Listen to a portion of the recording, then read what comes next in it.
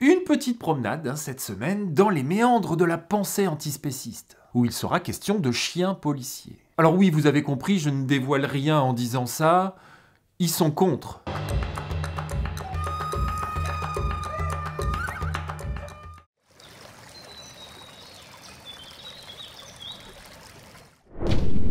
Si tu veux soutenir Richard sur Terre, abonne-toi à sa chaîne.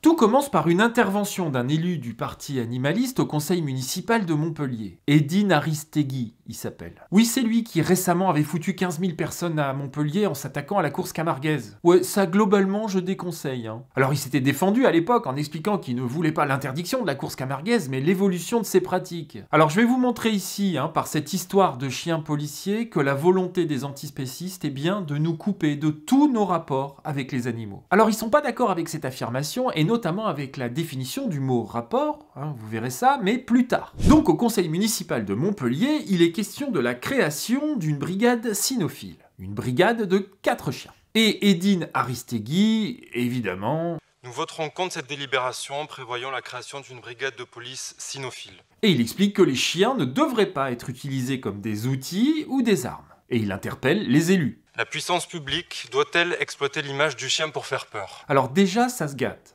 Exploiter l'image du chien, ça veut dire quoi? C'est une atteinte à l'image des chiens? À leur réputation? Comme à l'époque où dans une autre mairie, ils voulaient plus qu'on appelle les rats des rats, mais des surmulots parce que c'était péjoratif? Oui, il y a une vidéo de ça, en description évidemment. Ou alors, je sais pas, il y a un problème de consentement? Pour les policiers qui œuvrent à notre sécurité, et nous les en remercions, c'est un métier qu'ils choisissent, ça n'est pas le cas des animaux. Là, on est déjà au cœur de la pensée antispéciste. Vous comprenez que la notion de choix interdit de fait la possession d'un animal de compagnie ou de travail. Parce qu'à un moment ou un autre, il faudra bien contraindre l'animal. Assis, couché, apporte, donne, sort, rentre, tout ça, c'est déjà inacceptable pour un antispéciste. Parce que les intérêts de l'humain passe avant les intérêts supposés de l'animal. Que les chiens policiers soient bien traités, ils s'en cognent, c'est pas la question. Qu'ils soient une force de dissuasion qui empêcherait une situation de dégénérer, ils s'en cognent aussi. Bah oui, on a dit, ça donne une mauvaise image des chiens. Que les chiens policiers permettent de lutter contre le trafic de drogue, qui recherchent un cadavre pour confondre un meurtrier, ou même qui neutralisent un forcené,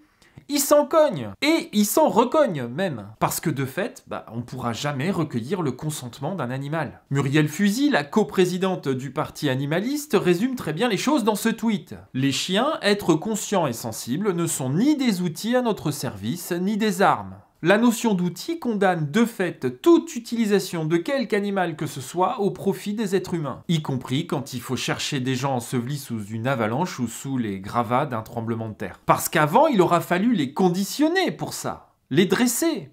Et le dressage, c'est mal. Et quand je dis que les antispécistes veulent nous couper de tous nos rapports avec les animaux, ils sont pas d'accord. Sur un site qui s'appelle Question Animaliste et qui a pour ambition de briser les idées reçues sur l'antispécisme, on peut lire le traitement de l'idée reçue numéro 5. Les antispécistes véganes veulent rompre tout lien avec les animaux. Alors, ils disent que cette affirmation est fausse, que je dis des conneries, en gros.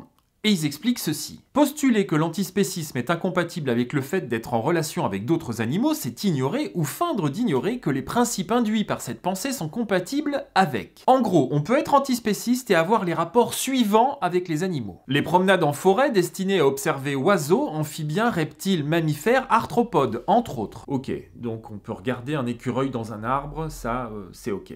L'accueil d'animaux abandonnés, malades, handicapés ou en fin de vie pour leur offrir des soins et une vie meilleure. En gros, recueillir un animal en détresse pour le soulager, c'est ok. Le plaisir de la compagnie quotidienne des oiseaux nichant en ville, des hérissons vivant dans les jardins, des canards et autres rainettes évoluant dans les milieux humides et de bien d'autres individus avec lesquels on peut vivre sans pour autant les utiliser, les exploiter ou les mettre à mort. Oui, globalement, la technique, c'est de mettre ces trois notions au même pied d'égalité. Utilisation, exploitation, mort, comme ça on balaye tout d'un coup. Voilà, fin de citation. Dans cette liste de ce qui est acceptable donc pour un antispéciste, sont rejetés tout ce qui sort de l'observation ou du soin. Pas de chiens, ni de chats, ni de chevaux. Pas de nac, d'aquarium, ni de terrarium. Pour résumer, l'antispécisme milite pour la fin de la domestication animale dans son ensemble. Mais aussi pour la stérilisation des animaux de compagnie. Donc adopter un animal qui vient d'un refuge, c'est ok. Mais à terme, tous les animaux domestiques devront disparaître puisqu'il sera interdit de les faire se reproduire. Alors, selon ce même site d'information sur l'antispécisme, les animaux domestiqués n'ont de toute façon pas une vie naturelle. Ils ont été créés par la domestication et la sélection génétique, sont nourris avec des aliments qui ne correspondent en rien à ceux de leurs homologues sauvages, sont dépendants de nous, etc. Avant de conclure, le problème ce n'est pas la stérilisation, mais la domestication. Refusons l'exploitation des animaux. Donc les manger, c'est pas la peine, ça on avait compris, mais toute notion de domestication est ici rejetée, quel qu'en soit l'objectif. La domestication en tant que telle est une immense violence. Alors du coup, je vais reformuler.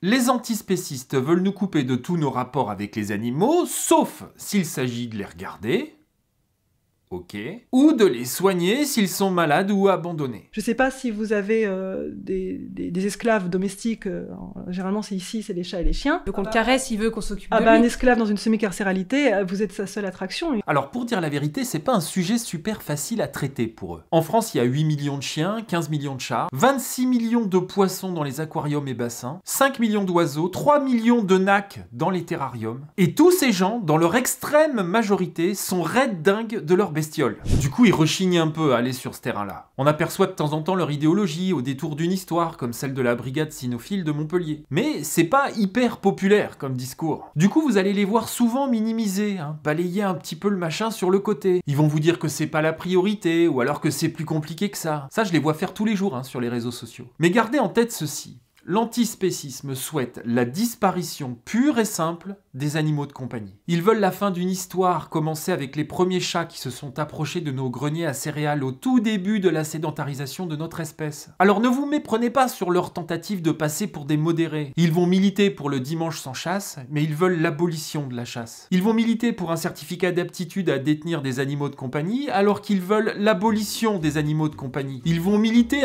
comme notre élu du parti animaliste à Montpellier, pour une évolution des pratiques de la course camarguaise, alors qu'ils veulent l'interdiction de la course camarguaise. C'est la stratégie de l'oignon, couche par couche, jusqu'à la disparition de l'oignon. Et c'est une stratégie tout à fait consciente. Comme le parti animaliste, qui est la version politique de l'antispécisme, mais qui se garde bien de se faire appeler antispéciste. Ils avancent masqués.